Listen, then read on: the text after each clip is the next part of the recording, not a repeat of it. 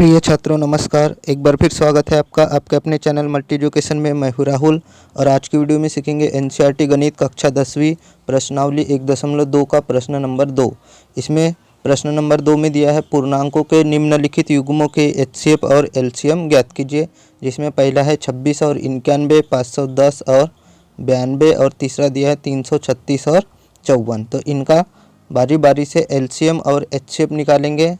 तो एलसीएम और एचसीएफ निकालने के लिए कुछ फार्मूले होते हैं, उन फार्मूलों को समझ लेते पहले। तो देखिए फर्स्ट फार्मूला है एलसीएम गुणित एचसीएफ बराबर होता है पहली संख्या गुणित दूसरी संख्या।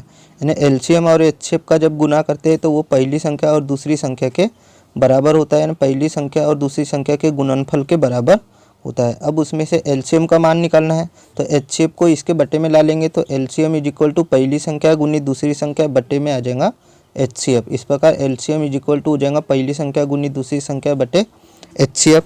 तीसरा दिया है, तीसरे में हो जाएगा एचसीएफ। अब यहाँ से एचसीएफ का मान निकालेंगे तो एलसीएम इधर बटे में आ जाएगा, यानी पहली संख्या गुणित दूसरी संख्या के बटे में आ जाएगा एलसीएम।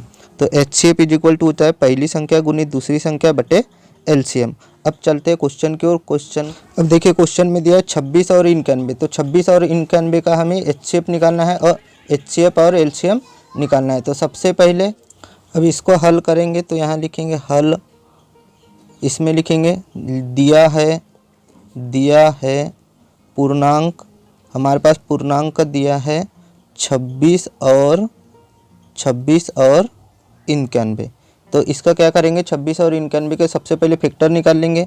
तो यहाँ फैक्टर निकाल लेते हैं 26 के गुणनखंड, तो 2 से डिवाइड होगा 13 बार, फिर 13 से 13 एकम 13। इसी प्रकार 91 के भी गुणनखंड निकाल लेंगे। तो 91 के गुणनखंड निकालेंगे तो 7 से डिवाइड होगा 7 से 13 बार, और फिर 13 से 13 एकम 13। अब हमारे पास गुणनखंड आ गए तो यहाँ लिखेंगे गुणनखंड 26 के गुणनखंड लिखेंगे। तो 26 के 2 गुणित 13 गुणित 1, 26 के गुणनखंड 2 गुणित 13 गुणित 1। और 91 के गुणनखंड लिखेंगे तो 91 के गुणनखंड 7 गुणित 13 गुणित 1। तो यहाँ लिखेंगे 7 गुणित 13 गुणित 1। अब निकालेंगे एचसीएफ। सबसे पहले निकालेंगे एचसीएफ, निकालना है 26 और 91 का। तो 26 और 91 बराबर हो जाएगा। अब एचसीएफ ऐसी संख्या होती है जो संख्या दोनों में कॉमन हो। तो इसमें भी 13 है, इसमें भी 13 है, तो दोनों में 13 उभयनिष्ठ हो जाएगा कॉमन। तो यहाँ लिखेंगे 13 गुणित और दोनों में 1 है तो 1 बराबर 13। इस प्रकार एचसीएफ आ गया हमारे पास 13। अब हमें निकालना है एचसीएम। तो यहाँ लिखेंगे अतः एलसीएम। अब एलसीएम का फार्मूला बताए थे हमने, पहली संख्या गुणित दूसरी संख्या, पहली संख्या गुणित दूसरी संख्या, और इसके बटे में आ जाता है HCF. LCM is equal to पहली संख्या गुणित दूसरी संख्या बटे एचसीएफ बराबर। पहली संख्या दूसरी संख्या क्या हो जाएंगी, तो पहली संख्या हो जाएंगी 26, दूसरी संख्या 91। तो यहाँ लिखेंगे 26 गुणित 91 बटे एचसीएफ निकाले हमने 13। तो यहाँ लिखेंगे 13 से काट दी इसको, 13 एकम 13, 13 सत्ते 91। इसको मल्टीप्लाई कर देंगे 26 गुणित 7, 26 का 7 में गुना करेंगे तो 182। इस प्रकार क्या हो जाएगा, इसलिए एलसीएम हो जाएगा 26 और 91 का एलसीएम 182। ये हो गया आंसर, ये एलसीएम निकल गया। और ये जो 13 है, ये 13 ये हमारा निकल गया एचसीएफ।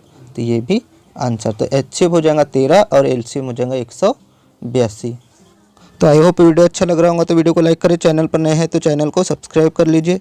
अब चलते हैं क्वेश्चन नंबर सेकंड की तरफ। क्वेश्चन नंबर सेकंड में दिया है 510 और 92। तो 510 और 92 का एचसीएफ और एलसीएम निकालना है। तो सबसे पहले लिखेंगे सेकंड में लिखेंगे दिया है पूर्णांक। जैसा एग्जाम में लिखना है वैसे ही हम समझा रहे हैं। तो दिया है पूर्णांक 510 और 92, 510 और 92। अब क्या करना है, 510 और 92 के गुणनखंड निकालेंगे। तो यहाँ लिखेंगे 510 को डिवाइड करेंगे 2 से, तो 2 दूनी 4। यहाँ 1 बचेगा तो 2 पंचे 10, फिर 1 बचेगा तो 2 पंचे 10। इसके बाद 3 से डिवाइड होगा, 3 8 24, 1 बचा 3 5 15। अब डिवाइड होगा 5 से, तो 5 से 17 बार, और फिर 17 से 17 एकम 17। उसी प्रकार 92 के भी गुणनखंड निकालेंगे। तो पहले 2 से डिवाइड होगा तो 2 चौ 8, 1 बचा 2 छक 12, फिर 2 से डिवाइड होगा 2 दूनी 4, 2 तिया 6 और फिर 3 से डिवाइड होगा 23 से डिवाइड होगा 23 एकम 23। तो यहाँ लिख देंगे हम गुणनखंड, यहाँ लिखेंगे गुणनखंड 510। 510 बराबर हो जाएगा 2 गुणित 3 गुणित 5 गुणित 17 गुणित 1। तो यहाँ लिखेंगे 2 गुणित 3 गुणित 5 गुणित 17 गुणित 1। अब लिखेंगे गुणनखंड 92 के, तो ये हो जाएगा 92 इज इक्वल टू 2 गुणित 2 गुणित 23 गुणित 1। चूँकि अब हमें HCF निकालना है तो HCF पहले निकालेंगे, तो ये हो जाएगा 510 और 92 का HCF निकालेंगे। तो देखिए इनमें दोनों में संख्या क्या मिल रही है, 2, दोनों में 2 मिल रही है, तो ये हो जाएगा 2 और क्या मिल रहा है, दोनों में 1 मिल रहा है, तो 2 गुणित 1। इस प्रकार HCF हो जाएगा 2, HCF का आंसर आ जाएगा 2। अब निकालेंगे हम LCM, तो यहाँ लिखेंगे अतः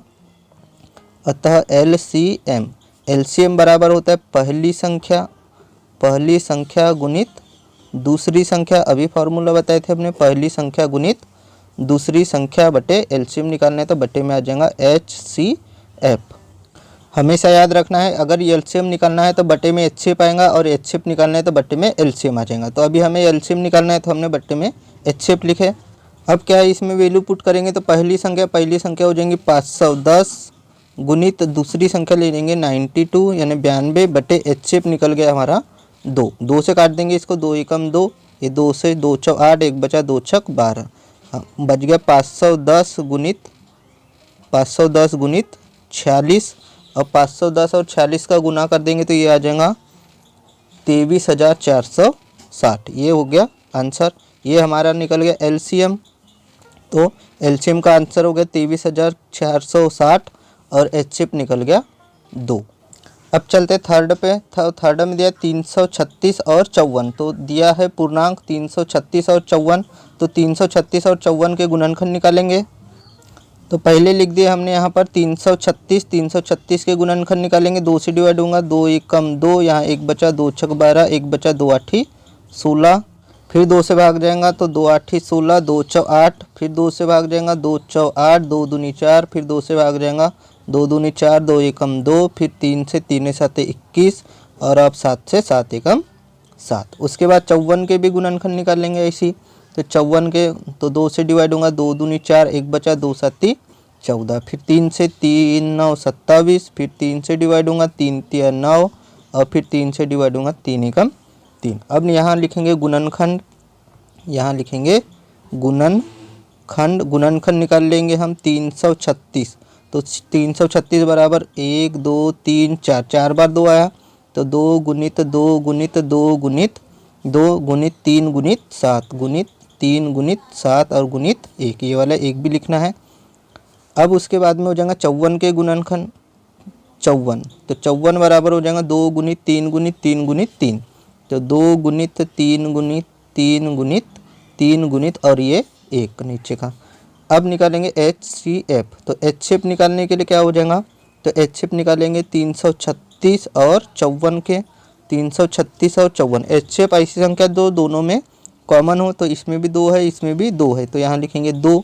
अब देखिए इसमें 3 है इसमें भी 3 है, तो यहाँ लिखेंगे 3, और इसमें 1 है इसमें भी 1 है, तो यहाँ लिखेंगे 1। बाकी कोई भी नंबर्स इनमें दोनों में कॉमन नहीं है। अब इसमें 2 है तो इधर 2 नहीं बचा, यहाँ पर 2 है इधर 7 है तो इधर 7 नहीं बचा, इसलिए HCF हो जाएगा 2 गुणित 3 गुणित 1, इसका गुना करेंगे 2 तिया 6 और 6 एकम 6, तो HCF निकल कर आ गया हमारा 6। अब निकालेंगे अतः LCM, तो LCM का फार्मूला पता है आपको, पहली संख्या गुणित दूसरी संख्या बटे HCF, पहली संख्या गुणित दूसरी संख्या बटे HCF। तो अब क्या हो जाएगा, यहाँ पर वैल्यू पुट करेंगे, पहली संख्या ले लेंगे 336, तो ये 336 गुणित 54, दूसरी संख्या ले लेंगे बटे में HCF हमारा निकल गया 6, 6 से काट दिए 6 कम 6 6 9 54, 6 कम 6 6 9 54। अब क्या करेंगे 336 और 9 का गुना कर देंगे, तो 336 गुणित 9, तो 9 का गुना कर देंगे इसमें, तो 9 छक 54 की 4 बच गया 5, 9 तिया 27 और 5 32 की 2 बच गया 3, 9 तिया 27 और 3 30। इस प्रकार 3024 हमारा एलसीएम निकल गया, तो एलसीएम आ गया 3024, एचसीएफ आ गया 6। इस प्रकार से एलसीएम और एचसीएफ ज्ञात किया जाता है। तो आज की वीडियो में बस इतना ही। वीडियो को लाइक करें, चैनल पर नए हैं तो चैनल को सब्सक्राइब कर लीजिए, और इस वीडियो से संबंधित कोई भी प्रॉब्लम आ रही होंगी तो आप हमें कमेंट बॉक्स में कमेंट करके बता सकते हैं।